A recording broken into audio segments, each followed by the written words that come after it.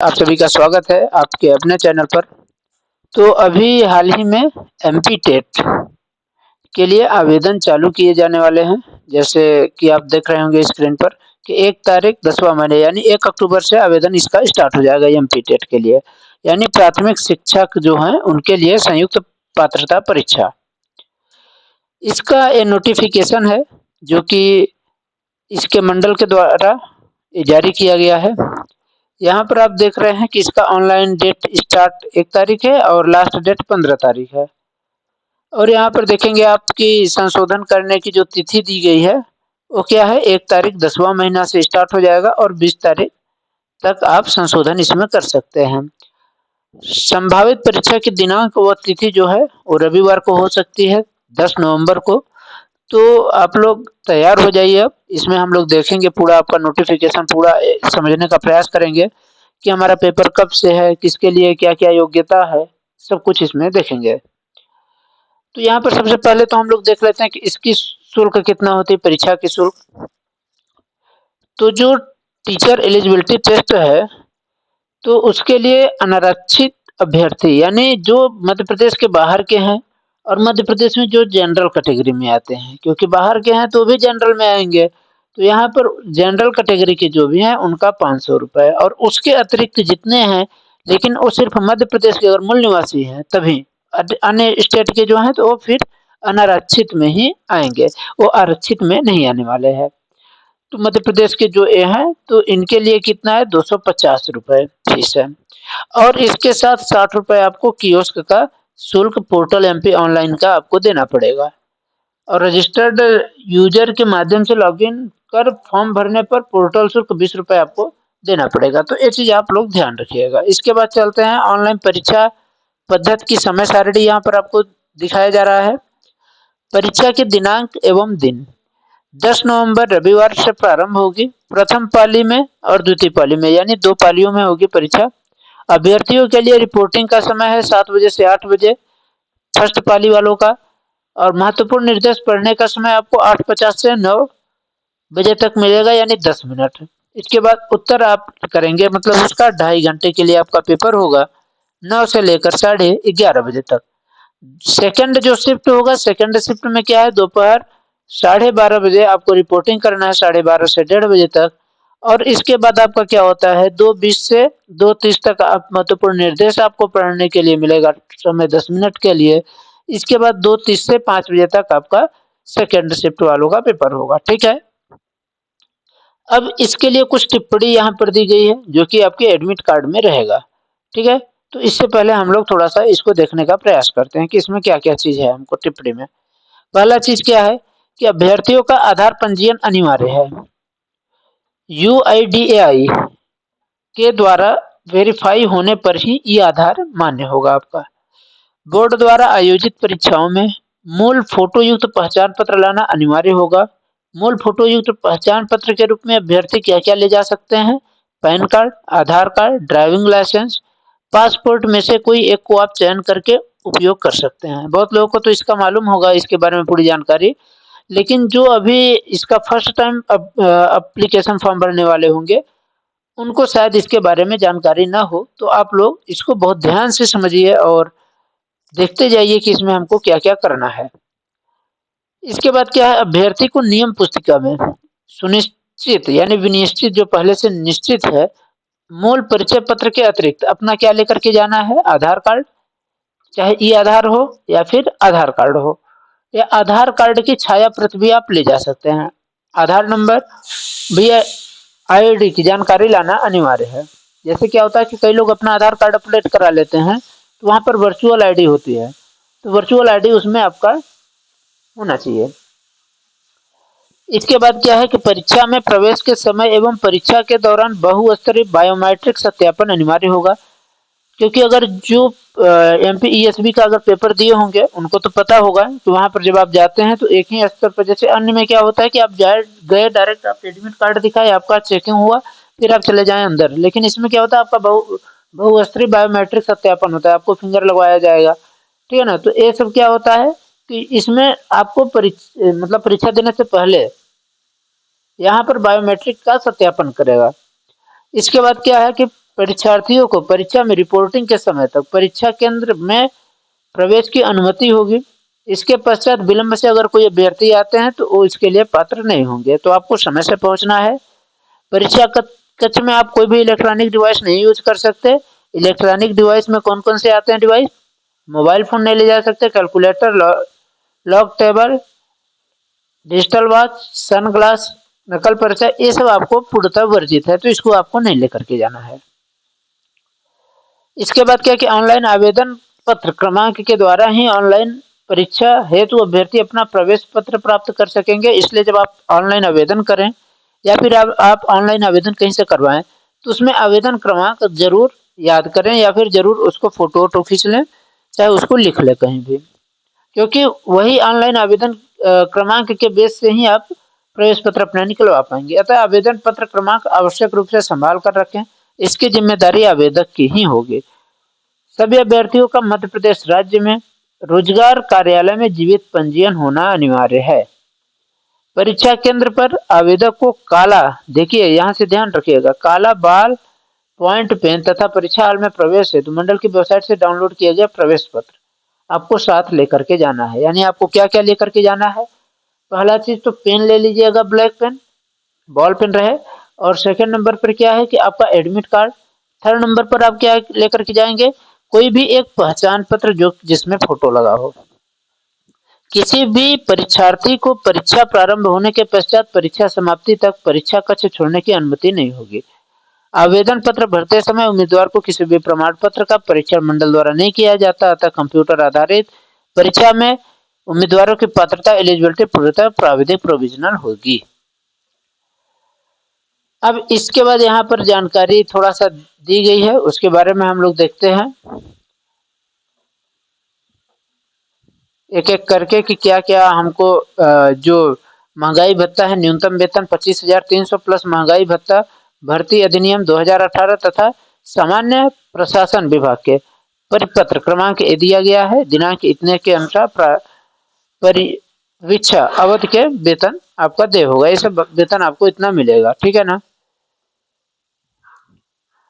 आपको चयन करने के लिए न्यूनतम आयु जो है कितना होना चाहिए? 1 जनवरी को अभ्यर्थी को न्यूनतम आयु 21 वर्ष होनी चाहिए, उसके बाद ही आप कर सकते हैं। अगर 21 वर्ष के नहीं है तो आप इसका आवेदन फॉर्म नहीं भर सकते, ठीक है ना।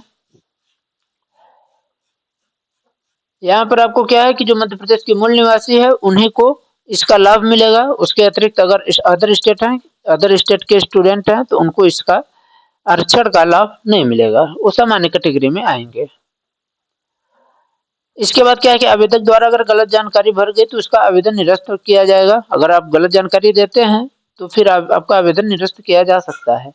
ये परीक्षा हॉल में ले जाने के लिए आपको 3 चीजें हैं। सामग्री क्या है कि डाउनलोड प्रवेश पत्र आपको ले जाना है, काला बाल पॉइंट पेन लेकर के जाना है। किस लिए इसका उपयोग होता है? जो उपस्थिति पत्रक होते हैं, जैसे आप उपस्थित जाते हैं वहां पर सिग्नेचर कराएंगे तो क्या होता है वहां पर आपके उपस्थित पत्रक और हस्ताक्षर एवं अन्य लिखित कार्यों के लिए, जैसे आप मान लीजिए कोई सॉल्व करना चाहते हैं क्वेश्चन, तो आपको काला बाल पॉइंट ही लेकर के जाना है। इसके बाद क्या है, फोटो युक्त पहचान पत्र में आप इसको ले जाइएगा, मैंने जैसे कि ऊपर बताया था। ये सब डिवाइस आपको नहीं लेकर के जाना, इसको ध्यान रखिएगा। इसके बाद क्या है कि अभ्यर्थियों, यह सुविधा निम्नलिखित अभ्यर्थी को प्रदान की जाएगी। दृष्टिबाधित यहाँ पर दिया गया है, देखिए लिखित परीक्षा में दिव्यांग अभ्यर्थियों के लिए उपलब्ध सुविधा, ये सब आपको यहाँ पर सुविधा, जो विज्ञापन था उसमें दिया जाएगा। किसके लिए? जो दिव्यांग जन है उनके लिए कुछ सुविधाएं रहेंगी उनके लिए। और इसके बाद आते हैं हम लोग यहाँ पर समय देखते हैं। तो जैसे कि हम लोग ऊपर देखे थे कि 2.5 घंटे का पेपर होगा आपका, तो इसमें क्या है कि 3 घंटे अवधि के प्रश्न पत्र के लिए 60 मिनट और 2.5 घंटे की अवधि के लिए प्रश्न पत्र के लिए 50 मिनट एक इसके लिए है जो दिव्यांगजन है उनके लिए, ठीक है ना। प्रवेश पत्र प्राप्त करने की प्रक्रिया क्या है कि आप जाएंगे, इसकी ऑफिशियल वेबसाइट है, इस पर जाएंगे, जब प्रवेश पत्र आएगा तो आपको वहां से मिल जाएगा। परीक्षा प्रवेश पत्र में क्या है कि मंडल की वेबसाइट पर 2 भागों में उपलब्ध कराए जाएंगे, जिसमें प्रथम भाग आवेदक, परीक्षा का नाम, रोल नंबर ये सब विवरण इत्यादि उसमें रहेगा। ठीक है। इसके अतिरिक्त इस भाग में आवेदक के आवेदन पत्र में भरे गए शरीर की स्थायी पहचान चिन्ह एवं फोटो युक्त पहचान पत्र विवरण क्रमांक भी अंकित होगा। तो ये सब आपके ज्यादा काम का नहीं है इधर। ठीक है। तो अब डायरेक्ट चलते हैं नॉर्मलाइजेशन के बारे में। यहाँ पर थोड़ी सी जानकारी दिया गया है।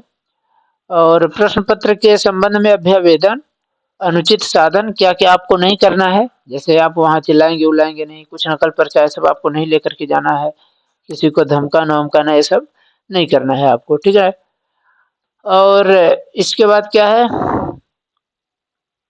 कि पर पधारण के अंतर्गत आने वाले प्रकरणों के संबंध में ये सब वही है कि आपको जैसे एफआईआर इम्प्रेजन से संबंधित है।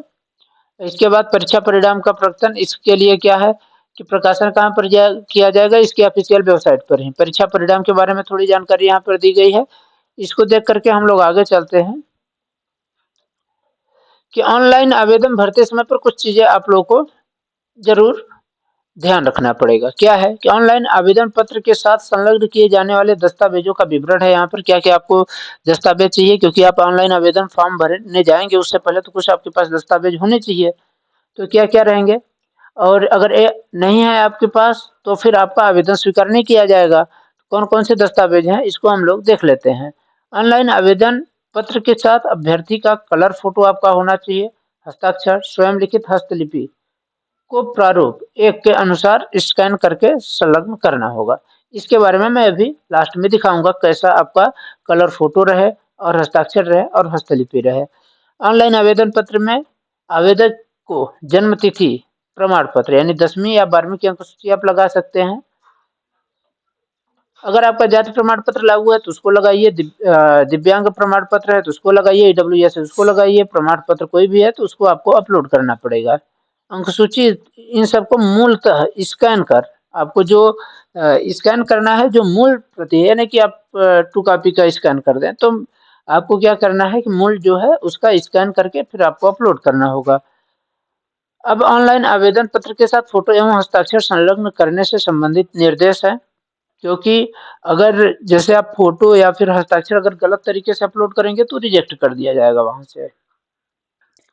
तो कैसा होना चाहिए आपका फोटो, कलर फोटो होना चाहिए, हस्ताक्षर कैसा होना चाहिए, स्वयं के आपके द्वारा लिखा गया होना चाहिए, स्कैन करा करके उसको संलग्न करना होगा।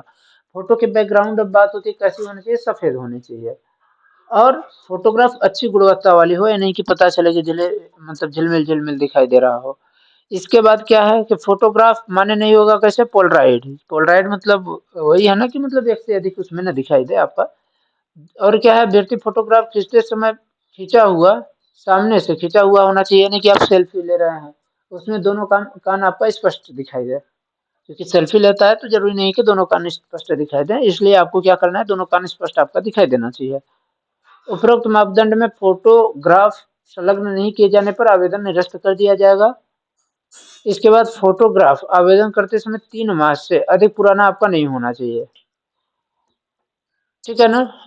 क्योंकि अगर आप पुराना करेंगे तो क्योंकि अब क्या पता कि किस स्थिति में कौन है, तो 3 महीने से ज्यादा पुराना आपका नहीं होना चाहिए। ठीक है ना। खिंचवाते समय पर आप यहाँ ध्यान रखिएगा ये चीज, फोटोग्राफ पर खिंचवाने की दिनांक व आवेदन का नाम स्पष्ट रूप से उल्लेख होना चाहिए। ये चीज आप ध्यान रखिएगा, क्योंकि सारे उसमें नहीं होता है लेकिन इसमें है कि फोटोग्राफ पर आपका दिनांक रहे और आपका नाम भी होना चाहिए।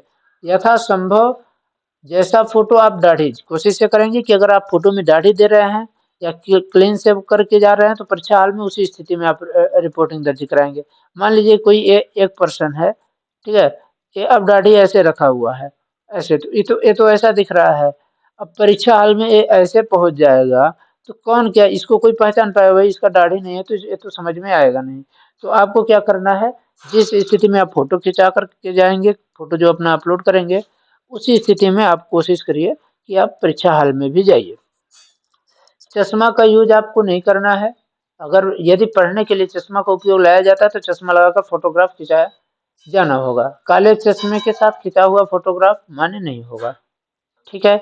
ऑनलाइन आवेदन पत्र के साथ संलग्न किया गया फोटो ही काउंसलिंग चयन प्रक्रिया के उपयोग में लाया जाएगा। ऑनलाइन आवेदन पत्र के समय फोटोग्राफ की कम से कम 5 प्रतियां सुरक्षित रखा जाना होगा। क्योंकि यही वाले फोटो आपको काउंसलिंग के टाइम पर ले जाना होगा। इसके बाद क्या, ऑनलाइन आवेदन पत्र में हस्ताक्षर सहित निर्धारित जगह पर आपको फोटो के नीचे पूर्णतः स्पष्ट रूप से आपको लगाना है। किस रूप में होना चाहिए हस्ताक्षर? लघु हस्ताक्षर होना चाहिए, छोटा हो। अंग्रेजी के कैपिटल अक्षर में हस्ताक्षर या फिर एक से अधिक हस्ताक्षर मान्य नहीं होंगे। ठीक है, ये नहीं कि आप कैपिटल अक्षर में, कैसे मान लीजिए ABCD है किसी का नाम, तो ABCD आप डाल दिए, तो ऐसे में आपको नहीं डालना है।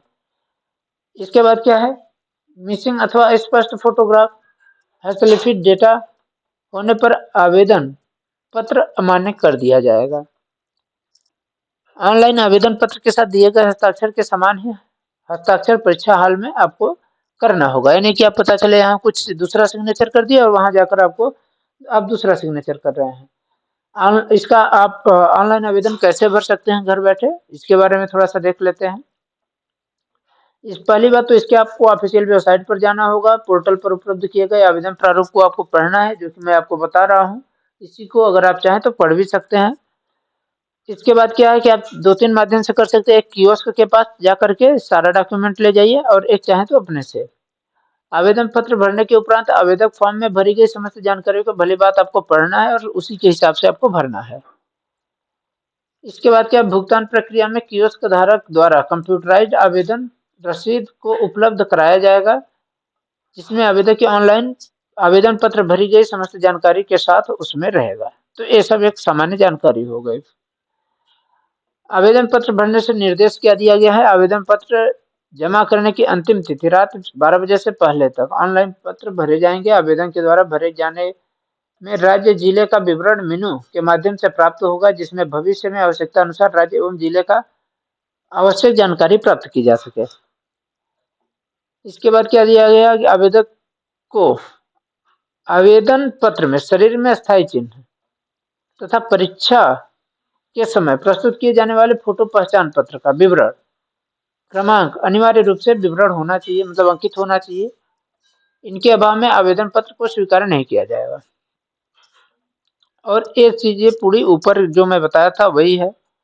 यहाँ पर आपको इन सब चीजों को, जो आपके डॉक्यूमेंट है वो होना चाहिए। आवेदन पत्र में ऑनलाइन पत्र भरने के लिए शैक्षणिक अर्हता में क्या करना है, आपको अंक सूची का क्रमांक आपको डालना होगा, कुल पूर्णांक और प्राप्तांक डालना होगा वहां पर आपको, ठीक है ना। यानी पूर्णांक, प्राप्तांक, और फिर आपको क्या करना है, अंक सूची का क्रमांक भी आपको डालना होगा। अंक सूची क्रमांक यानी सीरियल नंबर जो होता है। इसके बाद क्या होता है, ऑनलाइन आवेदन पत्र में आवेदक का आधार कार्ड होना चाहिए। उसमें भी ID अनिवार्य रूप से अंकित किए जाने का प्रावधान रहना चाहिए। परीक्षा के ठीक पूर्व रजिस्ट्रेशन डेस्क पर अभ्यर्थी का बायोमेट्रिक सत्यापन किया जाएगा, फिंगर लगा के। चयनित अभ्यर्थियों का बायोमेट्रिक सत्यापन आवश्यकता अनुसार विभाग के स्तर पर किया जाएगा, जो चयनित हो जाएंगे तो। इसके बाद पहचान पत्र में मीनू के मंडल द्वारा अधिमान्य पहचान पत्र का प्रावधान रखा गया। इसके बाद क्या, ऑनलाइन आवेदन भरने की व्यवस्था क्या है, वही उसके ऑफिशियल वेबसाइट से आप जाकर के भरेंगे। ऑनलाइन आवेदन के लिए आपको दो ऑप्शन मिलते हैं, एक तो है कि इंटरनेट कैफे के द्वारा और दूसरा स्वयं के द्वारा। इसके लिए क्या है, इसकी ऑफिशियल वेबसाइट पर जाएंगे, सिटीजन सर्विस में आप अपना अगर अपना करना चाहते हैं सिटीजन लॉगिन करिए। इसके बाद आप कंटिन्यू का ऑप्शन आएगा, उसको कंटिन्यू करिए। इसके बाद जो जानकारी आपसे मांगी जा रही है वो जानकारी आप भरिए। इसके बाद ऑनलाइन आवेदन के साथ फोटो और हस्तलिपि ये सब आपको इमेज तैयार करके लिंक के माध्यम से इसमें आपको अटैच कर देना है। इसके बाद क्या है कि ऑनलाइन आवेदन में सबमिट करने से पहले आप उसको पूरा पढ़ लीजिए कि आप सही जानकारी दे रहे हैं या नहीं, या अगर गलत है तो उसको मत करिए, एडिट कर लीजिए। अगर सही है तो फिर सबमिट करके आगे बढ़ जाइए। आवेदन पत्र जमा होने पर आवेदन क्रमांक दर्शाया जाएगा आपको ऊपर। ये आवेदन शुल्क भुगतान होने के प्रोसीड टू पेमेंट बटन का उपयोग आप करेंगे तो यहाँ पर दो ऑप्शन मिलेंगे। देखिए, आवेदन क्रमांक आपका दिखेगा, लेकिन अगर आप पेमेंट नहीं करते तो आवेदन क्रमांक वो नहीं रहेगा, आपका चेंज हो जाएगा, ठीक है ना। तो आप लोग प्रोसीड टू पेमेंट करेंगे और वहां पर आपको दो तीन ऑप्शन मिलेगा, एक क्रेडिट डेबिट के माध्यम से, internet banking, UPI Bhim. Credit banking सभी बैंकों के हैं, नेट बैंकिंग आप देख लीजिएगा किस बैंक का है, और UPI तो आप सभी पता है कि UPI तो सबका यूज कर सकते हैं, तो आप डायरेक्ट आसानी मेथड है कि UPI का यूज करें। UPI में क्या क्या आता है, फोन पे, गूगल पे, ये सब जितने भी हैं पे, ये सब आते हैं, ठीक है। इसके बाद क्या, क्रेडिट कार्ड डेबिट कार्ड के माध्यम से परीक्षा शुल्क का आपको भुगतान करना होगा।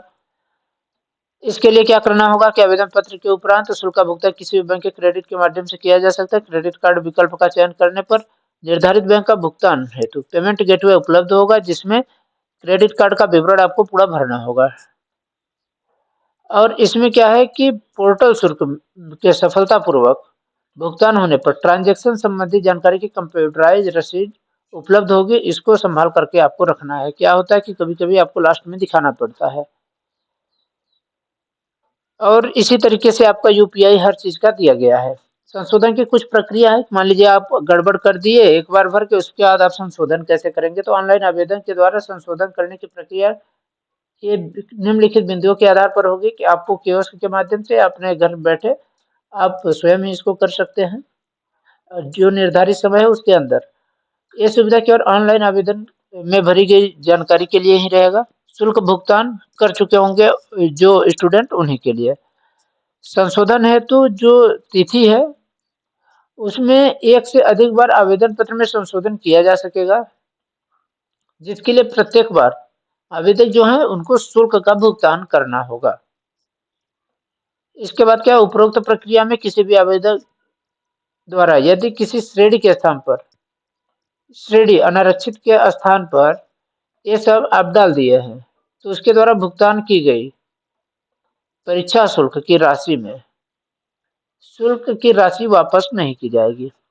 परंतु यदि किसी आवेदक द्वारा अनुसूचित जाति, अनुसूचित जनजाति श्रेणी से अनारक्षित संशोधन किया जाता है, तो उसे अनारक्षित श्रेणी के लिए निर्धारित परीक्षा शुल्क में पूर्व जमा की गई राशि का समायोजित कर शेष राशि का भुगतान करना होगा।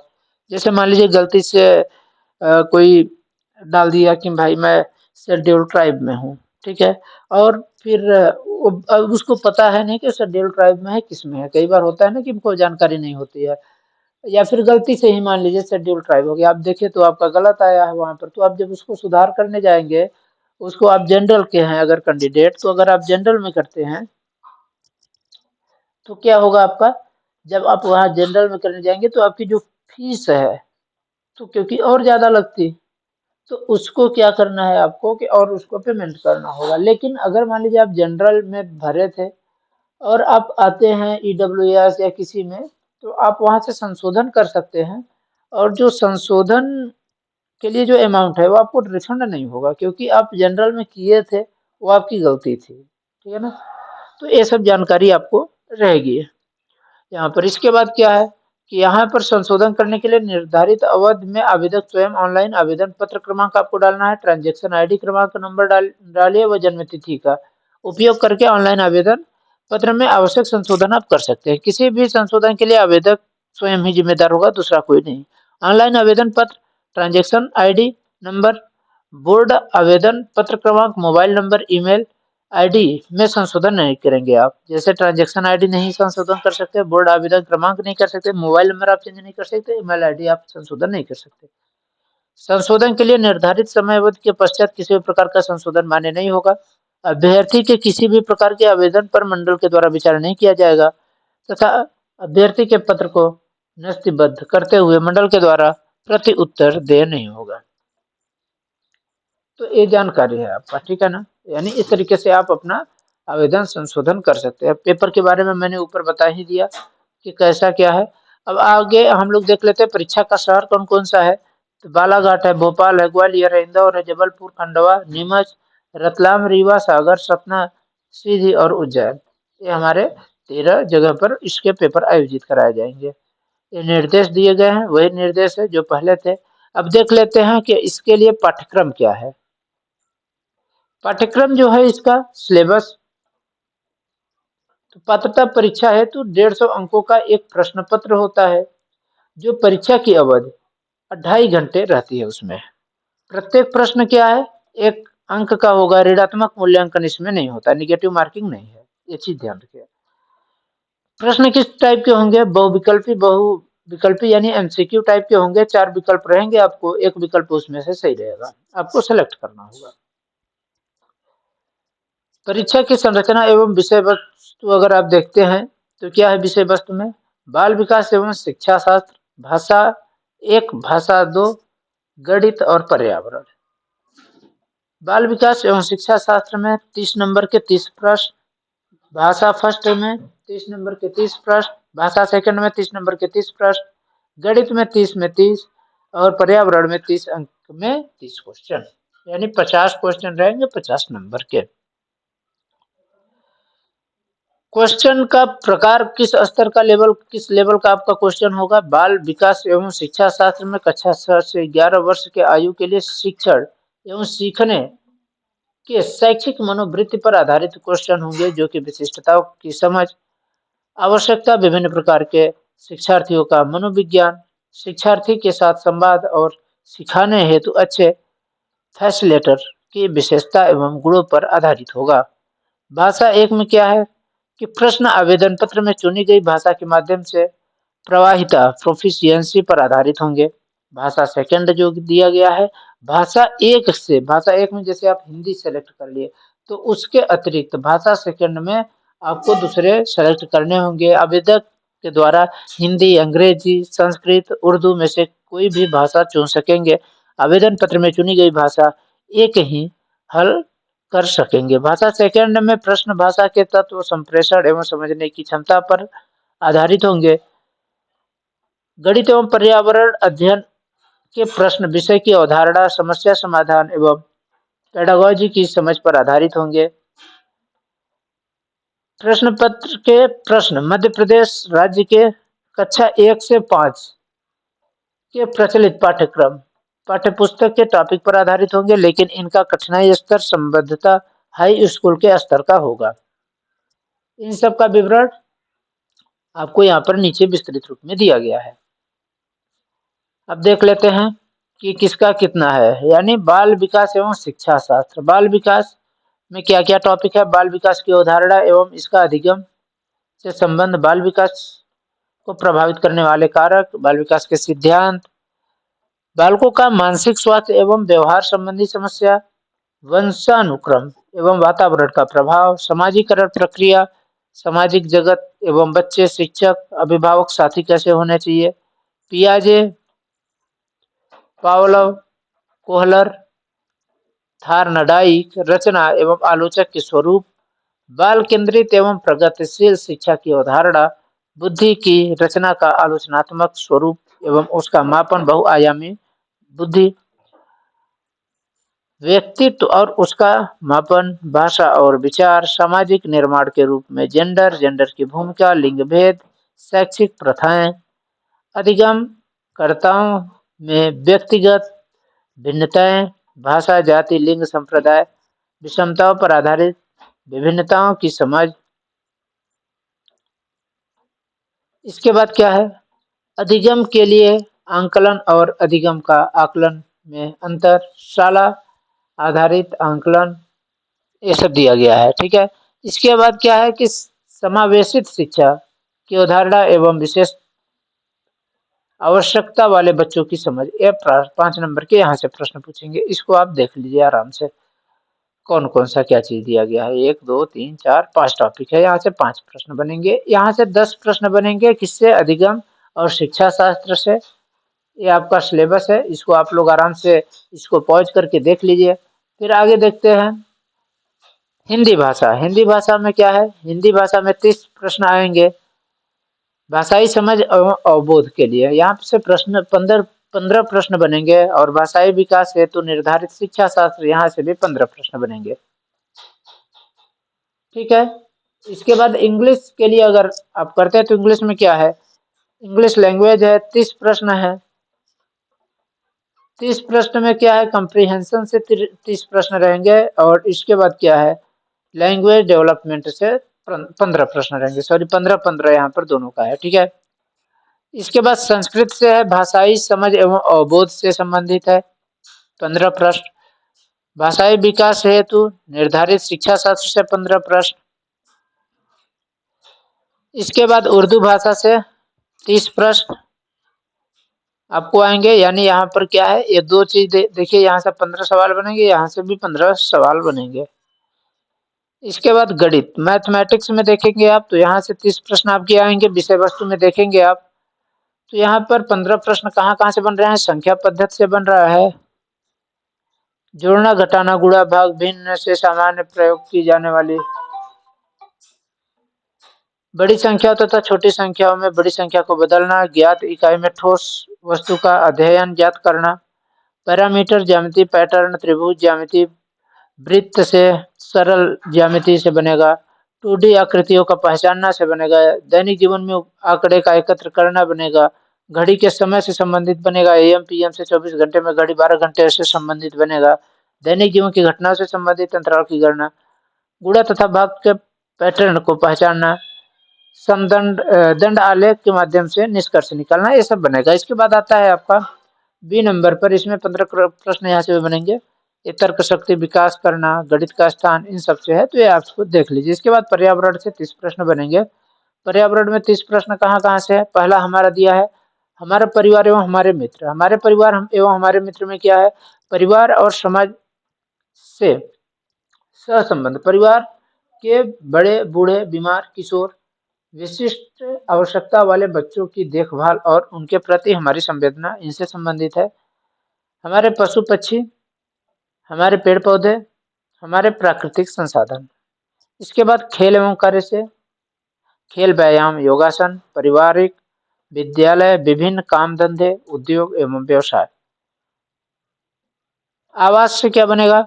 पशु पक्षी एवं मनुष्य के विभिन्न आवास, उत्तम आवास, शौचालय की स्वच्छता।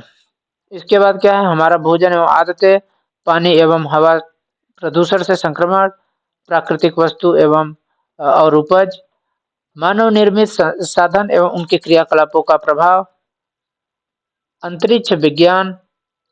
इसके बाद पेडागॉजिकल मुद्दे यहाँ पर हैं पर्यावरण के, ठीक है।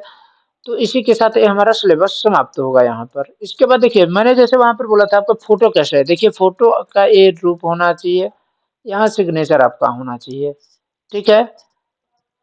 और इसके बाद जो आपका स्व घोषणा होता है, यही चीज आप स्व घोषणा आप हिंदी में लिखिए चाहे इंग्लिश में, क्योंकि जो ये लैंग्वेज में आप यहाँ लिखेंगे वही वहां पर आपको उसी लैंग्वेज में लिखना पड़ेगा, जिस भी लैंग्वेज की आप हों। इसको लिख करके आप लोग आपको अपलोड करना होगा फर्स्ट टाइम पर। जैसे यहाँ पर देखिए आएगा, तो यहाँ पर उसको लिख करके स्कैन करके फिर इसको आपको अपलोड करना होगा। तो धन्यवाद, आशा करता हूँ कि आप सभी को ये जानकारी अच्छी लगी होगी। और अगर फिर भी आपको कहीं थोड़ा सा भी डाउट हो रहा हो या फिर फॉर्म भरने में कुछ भी समस्या हो, तो आप लोग बेहिचक बताइएगा, उसके लिए भी वीडियो प्रोवाइड करा दी जाएगी। धन्यवाद, आशा करता हूँ कि आप सभी स्वस्थ और मस्त हों।